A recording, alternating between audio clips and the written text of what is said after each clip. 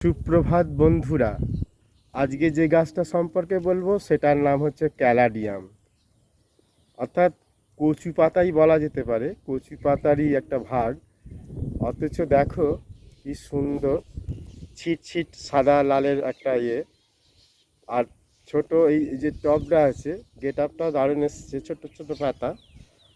এগুলো একটু হালকা ছায়াতেই বেশি থাকলে বেশি ভালো দেখতে লাগে। খুব রোদে কিন্তু রাখলে এই গাছটা হয় না। আর পাতা মাটি একটু ভিজে ভিজে এই অবস্থায় রাখতে হয়, তাহলে এত সুন্দর দেখতে লাগবে। এবার পরে ইনডোরে রাখা যেতে পারে।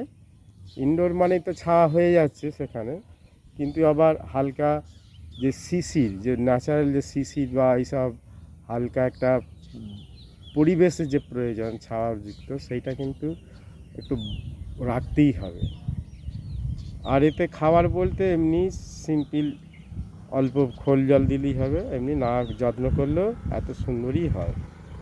পাতাগুলো যখন শুকনো হয়ে যায়, কি নিচের পাতাগুলো একটু পরিষ্কার করে তুলে দিতে হবে। এই হচ্ছে এর পরিচর্যা।